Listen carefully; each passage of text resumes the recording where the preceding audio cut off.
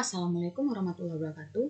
Nah, ini kita akan membahas tentang materi sejarah peminatan, yaitu organisasi regional dan global. Kita bahas organisasi regional berdasarkan bidang ekonomi ada 6. Yang pertama, South Asian Association for Regional Cooperation atau SAARC. Yang kedua adalah Asian Pacific Economic Cooperation atau APEC. Yang ketiga adalah Masyarakat Ekonomi Eropa atau MEE. Yang keempat adalah Asian Free Trade Area atau AFTA. Yang kelima adalah North American Free Trade Agreement atau NAFTA. Yang keenam adalah Central America Free Trade Agreement Dominican Republic atau CAFTA DR. Nah, kita bahas yang pertama adalah South Asian Association for Regional Cooperation yang dibentuk pada tanggal 8 Desember 1985. Nah, SAARC atau juga bisa dikatakan Asosiasi Kerjasama Regional Asia Selatan bertujuan dan bentuk kerjasama anggota SAARC tertulis dalam piagam yang ditandatangani di Dhaka, Bangladesh. Nah, markas besarnya dari SAARC ini berada di Kathmandu, Nepal. Nah, 7 anggota pendirinya adalah Bangladesh, Bhutan, India, Maladewa, Nepal, Pakistan, dan Sri Lanka. Nah, nanti pada tahun 2007, Afghanistan menyusul untuk bergabung dengan organisasi ini. Nah, pertemuan kepala negara ini dijadwalkan setiap tahun, sedangkan pertemuan Menteri Luar Negeri 2 kali setahun. Nah, tujuan secara garis besar dari SAARC ini adalah yang pertama untuk mempercepat pertumbuhan ekonomi. Yang kedua adalah untuk memberi kesempatan kepada semua individu untuk hidup bermartabat dan mewujudkan potensi penuh mereka. Yang ketiga adalah untuk mempromosikan dan memperkuat kemandirian kolektif di antara negara-negara Asia Selatan. Yang keempat adalah kontribusi dan saling percaya, memahami dan menghargai masalah satu sama lain. Yang kelima adalah mempromosikan kolaborasi aktif dan bantuan timbal balik di bidang ekonomi, sosial, budaya, teknik, dan ilmiah. Yang keenam adalah memperkuat kerjasama dengan negara-negara berkembang lainnya. Nah, yang ketujuh adalah bekerja sama antara negara Asia Selatan di forum internasional yang mengenai hal-hal yang menjadi kepentingan bersama. Dan yang kedelapan adalah kerjasama dengan organisasi internasional dan regional dalam memajukan Asia Selatan. Nah, mengenai konflik dalam hubungan bilateral antar Asia Selatan tidak menjadi agenda di dalam SAARC ini. Namun, salah satu bukti eksistensi dari organisasi ini adalah direalisasikannya integrasi ekonomi regional Asia Selatan melalui South Asia Preferential Trading Agreement atau SAPTA yang disepakati pada tahun 1993 dan diimplementasikan pada 1997. Nah, SAPTA sendiri bertujuan meningkatkan ekonomi regional dan menstimulus pertumbuhan ekonomi nasional dan meningkatkan lapangan kerja di negara-negara Asia Selatan. Nah, yang kedua kita bahas yaitu Asia Pacific Economic Cooperation yang pada tanggal 1989 ini didirikan sebuah organisasi yang bertujuan untuk memperkukuh ekonomi dan mempererat komunitas negara-negara Asia Pasifik. Nah, negara ini awalnya adalah organisasi yang terdiri dari 12 orang. Namun, APEC kini sudah menjadi 22 orang anggotanya dari seluruh garis pantai sampai ke Samudra Pasifik. Nah, anggota APEC antara lain bisa dilihat pada gambaran ini. Ini adalah gambaran dari anggota-anggota APEC sendiri. Nah, kerjasama APEC meliputi dari perdagangan, investasi, dan bidang ekonomi lainnya yang secara menyeluruh. Kerjasama APEC ini merupakan kerjasama yang bersifat non-politis, ditandai dengan ikut bergabungnya nanti Hong Kong, Tiongkok, dan Taiwan yang memiliki masalah politik dengan Tiongkok. Nah, itulah sebabnya APEC menggunakan istilah ekonomi anggota bukan negara anggota.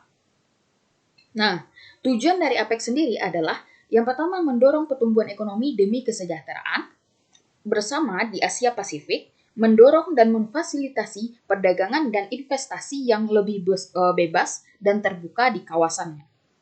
Yang ketiga, mempererat hubungan sesama negara anggota untuk memperjuangkan kepentingan ekonomi bersama di forum internasional. Nah, yang keempat adalah mendukung pertumbuhan ekonomi dan kemakmuran di kawasan Asia Pasifik. Nah, APEC sendiri dibangun dalam beberapa prinsip. Yang pertama adalah prinsip konsensus yang memiliki arti bahwa semua keputusan dalam APEC bermanfaat dan disepakati oleh ke-22 ekonomi negara anggota. Yang prinsip yang kedua adalah voluntary and non-binding, yang berarti kesepakatan dilakukan secara sukarela dan tidak mengikat. Yang ketiga adalah prinsip concert unilateralis, yang berarti keputusan dilakukan secara bersama-sama sesuai dengan kemampuan setiap anggota negara ekonomi tanpa syarat resiprositas. Dan prinsip yang keempat adalah differential time frame, berarti negara ekonomi anggota maju diharapkan melakukan liberalisasi terlebih dahulu. Nah, anggota APEC ini juga menjalin kerjasama melalui dialog-dialog atau pertemuan rutin yang diantaranya ada AELM atau APEC Leaders Meeting, yaitu forum pertemuan para anggota pemimpin ekonomi APEC. Lalu ada konferensi tingkat menteri, dan yang ketiga ada konferensi tingkat tinggi. Nah, APEC ini sendiri juga memiliki eksistensi, yaitu merupakan salah satu forum ekonomi regional terpenting di Asia Pasifik karena 14 dari 22 negara APEC itu termasuk ke dalam 40 negara pengekspor terbesar di dunia. Adapun 9 anggota APEC ini tercatat di dalam G20. Nah, selanjutnya kita bahas tentang masyarakat ekonomi Eropa yang dibentuk berdasarkan terjadinya kondisi pasca ekonomi terpuruknya itu saat pasca Perang Dunia Kedua. Nah, Prancis dan Jerman Barat berinisiatif untuk memulihkan kondisi perekonomian Eropa pada saat itu. Namun, untuk itu dibutuhkan kerjasama dengan negara-negara Eropa lainnya. Adanya kerjasama ini diduga diharapkan dapat mencegah terulangnya kembali peperangan. Nah, pada tahun 1950, Menteri Luar Negeri Prancis yaitu Maurice Struman menawarkan kerjasama untuk menyatukan produksi baja dan batu bara Prancis dan Jerman yang juga terbuka untuk negara-negara lainnya. Nah, rencana Struman ini mendapat respon yang positif dari Jerman dan beberapa negara Eropa lainnya. Terbukti dengan pada tahun berikutnya Prancis, Jerman Barat, Belanda, Belgia, Luxembourg, dan Italia serta atau yang disebut dengan The Six State menandatangani perjanjian pasar bersama batu bara dan baja Eropa atau Europe Coal and Steel Community. Nah, MEE ini bertujuan yaitu yang pertama untuk mewujudkan integrasi Eropa dengan menjalin kerjasama ekonomi yang memperbaiki taraf hidup dan memperluas lapangan kerja.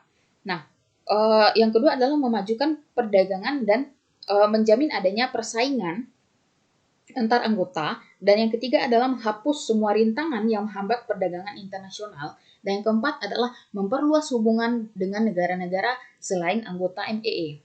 Nah, struktur organisasi MEE ini ada 4. Yang pertama adalah Majelis Umum atau General Assembly atau Parlemen Europe atau juga Europe Parliament. Nah, Majelis Umum ini beranggotakan 142 orang, dipilih dari parlemen negara anggota. Lalu bertugas memberikan nasihat dan mengajukan usul kepada Dewan Menteri tentang langkah-langkah kebijakan yang diambil, lalu mengawasi pekerjaan Badan Pengurus Harian atau Komisi MEE dan meminta pertanggungjawaban. Nah, yang kedua adalah Dewan Menteri yang mempunyai kekuasaan tertinggi untuk merencanakan dan memberi keputusan kebijakan yang diambil. Lalu yang kedua, anggotanya terdiri dari Menteri Luar Negeri negara anggota. Dan tugasnya menjamin terlaksananya kerjasama ekonomi negara anggota dan mempunyai kekuasaan membuat satu peraturan organisasi. Dan selanjutnya ketuanya dipilih secara bergilir menurut abjad negara anggota dan memegang jabatan selama 6 tahun. Nah, yang ketiga adalah Badan Pengurus Harian atau komisi. Beranggotakan 9 anggota yang dipilih berdasarkan kemampuannya secara umum dengan menjabat 4 tahun. Komisinya berperan sebagai pemegang kekuasaan eksekutif dan badan pelaksana MEE. Nah, komisi ini mengamati dan mengawasi keputusan MEE, memperhatikan saran-saran baru, dan memberikan usulan-usulan dan kritikan kepada dalam sidang MEE dalam segala bidang. Lalu yang keempat adalah hasil kerjanya dilaporkan setiap tahun kepada Majelis Umum. Nah, yang keempat baru Mahkamah Peradilan. Keanggotaannya ini sebanyak 7 orang dengan masa jabatan 6 tahun, dipilih berdasarkan kesepakatan negara anggota. Nah, fungsinya untuk mengadili administrasi MEE, peradilan pidana terhadap keanggotaan komisi, dan peradilan antar negara anggota untuk menyelesaikan perselisihan dan yang ditimbulkan di antara negara anggota. Lalu yang peradilan konstitusi berfungsi untuk menyelesaikan konflik perjanjian internasional. Nah, MEE ini nanti akan menjadi Uni Eropa pada 7 Februari 1992. 12 negara anggota ini menandatangani perjanjian Maastricht atau Perjanjian Uni Eropa. Perjanjian ini berisi tentang kesepakatan mengenai perubahan MEE menjadi Uni Eropa yang pelaksanaannya dilakukan secara bertahap. Hasil pertemuan ini tertuang dalam naskah perjanjian The Treaty on Europe Union atau Perjanjian Persatuan Eropa. Nah, perjanjian ini didorong untuk membentuk mata uang Eropa serta membentuk struktur pilar Uni Eropa. Nah, yang keempat adalah ASEAN Free Trade Area. Pada tahun 1992 ini AFTA dibentuk dalam pertemuan kepala negara ASEAN keempat di Singapura. Pertemuan tersebut menghasilkan suatu keputusan untuk membentuk suatu kawasan perdagangan bebas dalam jangka 15 tahun. AFTA merupakan wujud dari kesepakatan negara ASEAN untuk membentuk suatu kawasan perdagangan bebas. Tujuannya untuk meningkatkan daya saing ekonomi dengan menjadikan ASEAN sebagai pusat produksi dunia, serta menciptakan pasar regional yang menjadikan 500 juta penduduknya. Bagi 500 juta penduduknya. Nah, AFTA ini berkomitmen menghendaki penghapusan tarif bea cukai atau bea masuk sebesar 0-5% dan menghambat non-tarif bagi negara-negara anggota.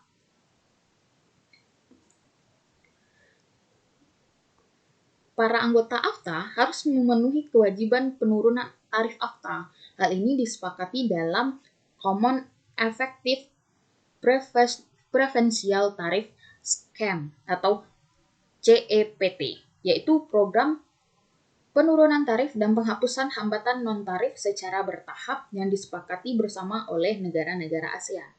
Nah, CEPT ini diberlakukan secara bertahap dari tahun 2002. Nah, dari tahun 2002 ini pedoman dalam kategori pembelakuan CEPT ini adalah yang pertama adalah Illusion List, yaitu daftar produk yang akan segera dikenai penghapusan tarif dan non-tarif dengan fleksibilitas terhadap produk tertentu.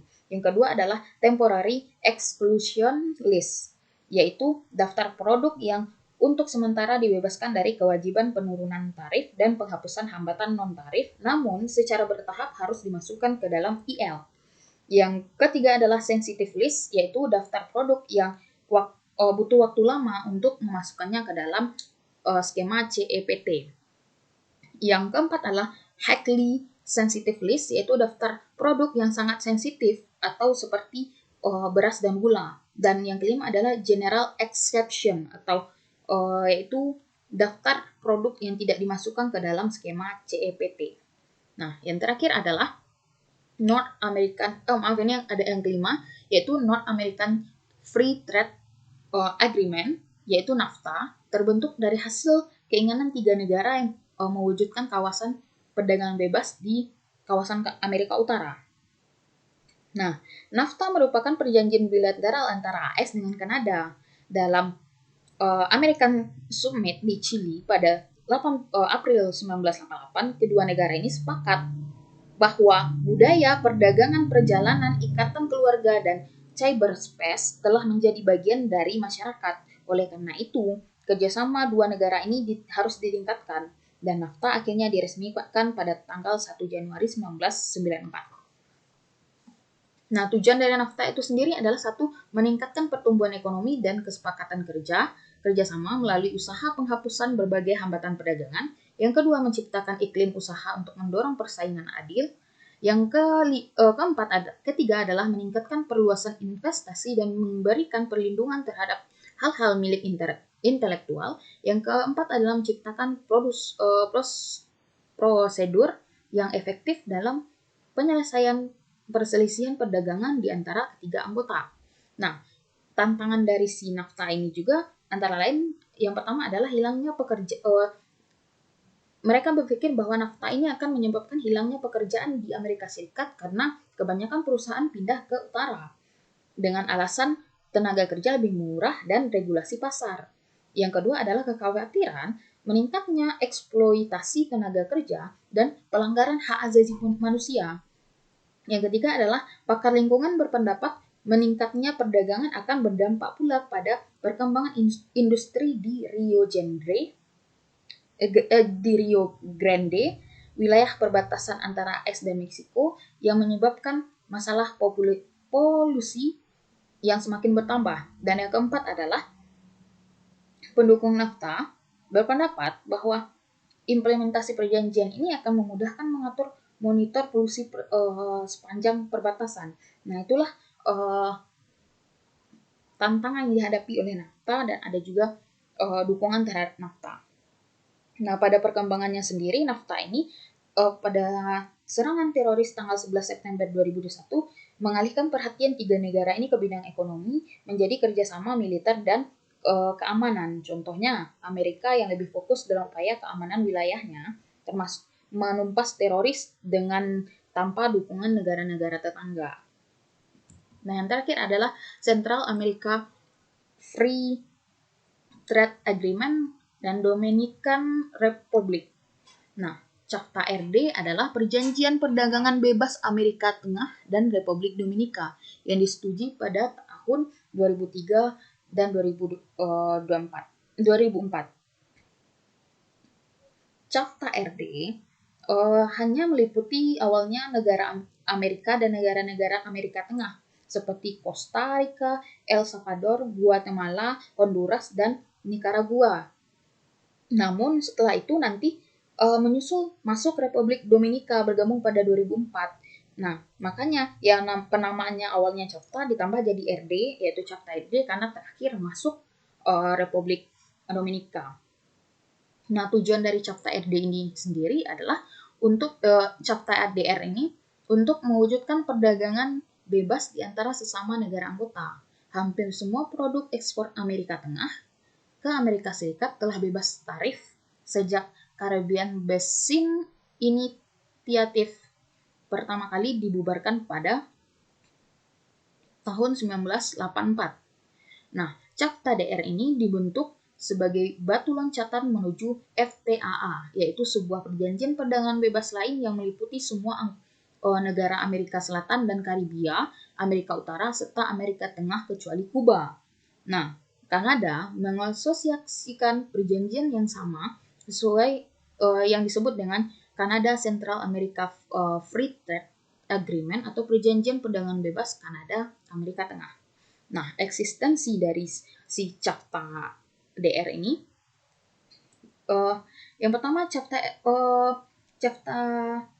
DR ini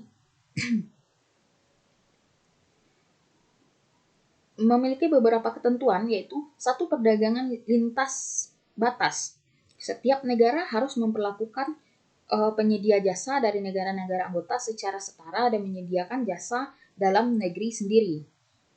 Nah, CAFTA DR ini juga ada jasa keuangan yang selain tidak didiskriminatif, CAFTA DR melarang batasan kuantitatif tertentu atas akses pasar dari lembaga-lembaga keuangan anggota dan melarang batas terhadap kebangsaan dari para manajer senior. Dan ada juga investasi, yaitu di mana CAFTA melindungi negara anggota terhadap praktik diskriminatif atau praktik tidak adil terhadap mereka yang berupaya melakukan investasi di wilayah negara anggota lainnya. Nah, selanjutnya ada akses pasar, ada pertanian juga, di mana CAFTA DR mensyaratkan bahwa tarif dan kuota diatur secara transparan, non-diskriminatif dan responsif. Dan dari pelaksanaan dan perkembangan dari CAFTA DR ini juga, dalam Caribbean Basin Initiative, negara anggota CAFTA RD ini diharuskan menghapus tarif sekitar 80% produk ekspor Amerika ke negara tersebut dan 20% sisanya dihapuskan dalam dekade berikutnya. Nah, konsekuensinya Amerika tidak boleh mengurangi kuota impor dari negara-negara yang membebaskan tarif terhadap 80% produk ekspor tersebut. Nah, itulah kira-kira penjelasan tentang organisasi-organisasi regional yang bergerak di bidang ekonomi. Nah, terima kasih atas perhatiannya. Assalamualaikum warahmatullahi wabarakatuh.